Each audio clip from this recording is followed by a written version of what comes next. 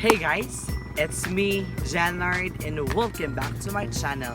And for today's educational vlog, I am going to talk about one of the topics in comparative economic planning, which is entitled The Crisis in Planning. So please watch and learn. So when you have your crisis plan, of course, it includes the prevention, the mitigation, the preparedness, the response, and lastly, the recovery stage. A crisis plan. A crisis plan is the physical manifestation of crisis management with respect to the creation of a real document, digital or otherwise, outlining a personal or organizational reaction to crisis. So an example of a crisis plan could include a map of evacuation routes, an outline of a personal wellness recovery action, a list of emergency supplies, a CPR manual, or a corporate disaster contingency plan. A crisis plan could be stored or generated in a digital form and be represented through the deployment of such a smartphone app, a USB-K, a PDF file format, or a various other translations of a literal document. So every crisis is different and individual plans vary by necessity. So crisis plan implementation for emergency situations is assisted by modern technology. So there are numerous apps available for smartphones and other mobile technology platforms that promote enhanced crisis plan implementation and situational awareness. Is crisis plan important? So a crisis management plan makes it easy to detect and prevent a crisis before it happens or before it gets out of hand. That has an impact on both revenue and reputation.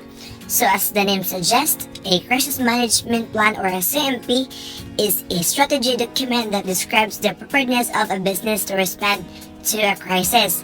A crisis in this regard is a critical situation that can potentially jeopardize the reputation or profitability of the company in question. So a CMP can be prepared by anybody, but it is best to involve emergency and crisis management, business continuity, communication and public relations, and damage assessment experts. So which types of crisis should you prepare for when doing business? So first, we have the natural disasters, especially flooding, earthquakes, and hurricanes. Basically, any natural occurrence that can jeopardize your operations either by damaging your property or disrupting your supply and or distribution chains. And we also have the biological hazards such as the ongoing coronavirus pandemic, and we also have the damages that emanate from human errors like accidental fires, your office building collapsing due to structural faults, or a hazardous material spilling and causing extensive damage to company property occupants' health. And the damages that causes human malice, like robbery or terrorism. And lastly, we have the technology-related losses, especially cyber attacks and data losses. So many businesses don't invest in crisis management because in their reasoning. So there is almost zero chance that an ordinary business will ever suffer any of the losses described above. So while that school of thought has been ruthlessly tested by the coronavirus pandemic, the truth is your business may never be hit by a serious crisis, but if, emphasis on F, a crisis strikes, the business may be squashed completely, sometimes so much so that you end up in huge financial or a legal trouble that will haunt you long after the business has shut down. In that context, to keep your company doing business, you need to establish a crisis management plan. The importance of crisis management plan for success. First, it helps you define what a crisis is and who should manage if it is arises. So, you need to define what a crisis is within your line of work, otherwise, every blip might be translated as a crisis. Define how big a problem must be in order to be categorized as a crisis, and how problems can be countered early enough before they morph into full-blown crisis. Crisis management plan does not only help you with that, but also outlines your communications plan. Create protocols that define who should be contacted when and why, and which problems can wait and which might necessitate senior decision makers to be called in urgently. The plan defines who will manage or call the shots during the crisis, who will be the organization's spokesperson or the public face, and which company policies will keep employees in line during the crisis.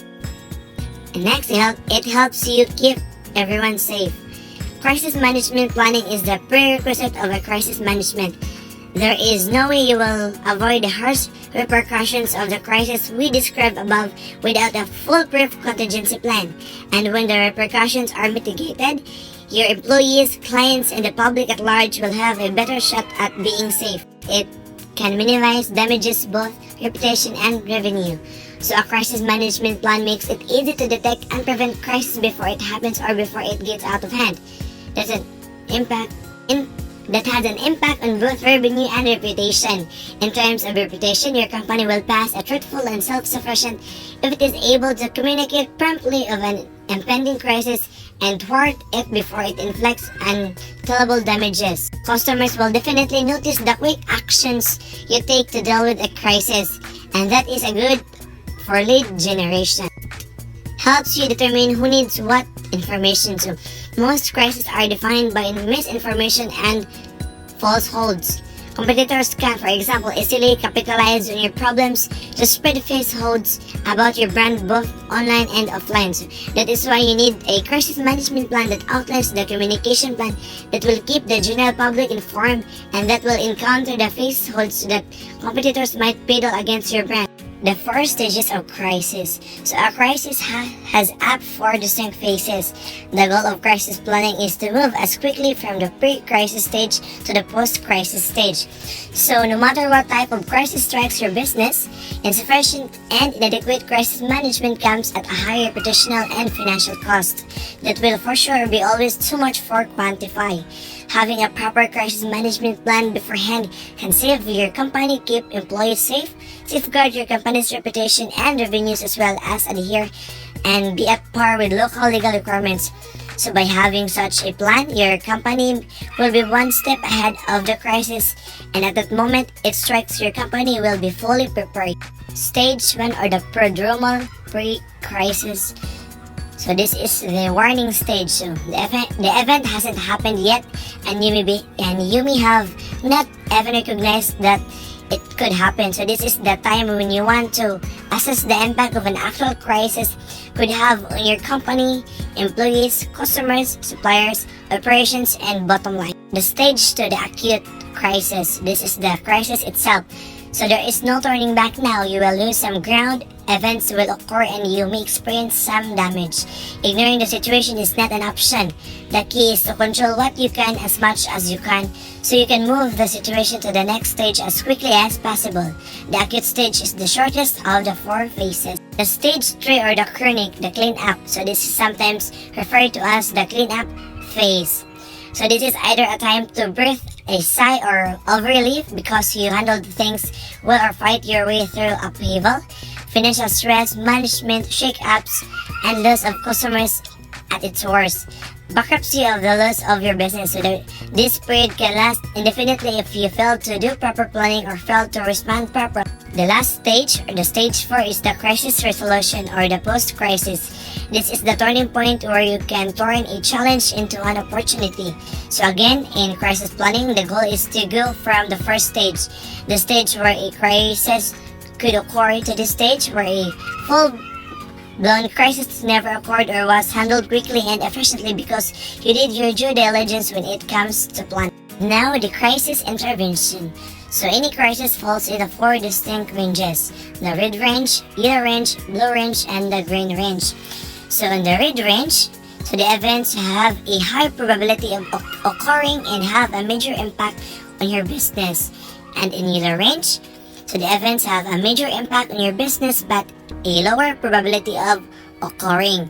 And on the blue range, the events have a less impact on your business but a higher probability of occurring. And lastly, in the green range, the events have a low impact and aren't very likely to occur. And let's proceed to the problems of implementation and plan failures. Theory versus practice. There is a huge difference between theory versus practice. Theory assumes an outcome while practice allows you to test the theory and see if it is accurate. So the difference of theory versus practice. So he who loves practice without theory is like the sailor who boards ship without a rudder and compass and never knows where he may cast And that is according to Leonardo da Vinci. So that means that if you have no direction or a clear goal set for the future, you're more than likely to feel lost.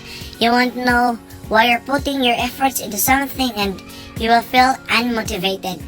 The crucial question you have to answer is, what's the point of this?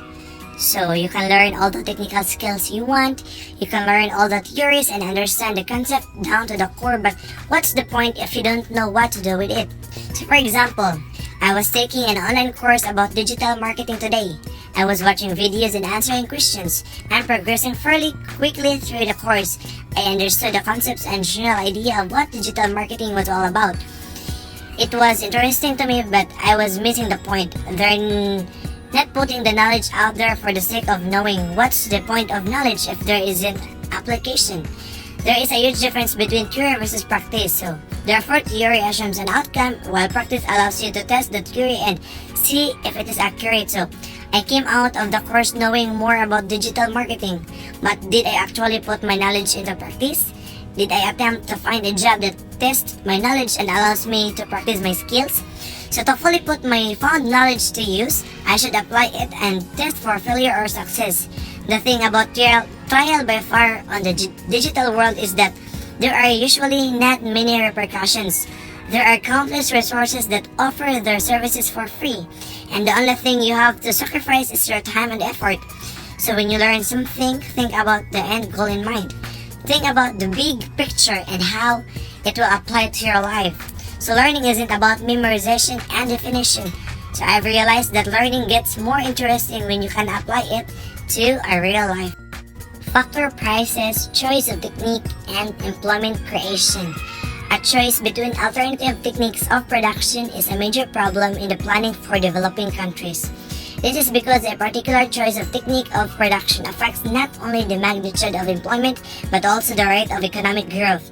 So several alternative techniques of production are available to produce a commodity, and this differ with regard to the amount of capital being used with a unit of labor for production. In other words, the various techniques differ from with regard to capital intensity, which is generally measured by the magnitude of capital to labor. So that's the higher the capital intensity, the more quantity of capital as compared to labor will be used to produce a given level of output. The rural-urban imbalance of migration. The process of people migrating to other areas in search for a better life is not a novel one. So, what has however gained currency is the increasing voluntary movement in quest of better quality of life by low skill and low wage workers, as well as high skill and high wage workers from less developed rural areas and to more developed urban areas, especially among the poor in the developing countries.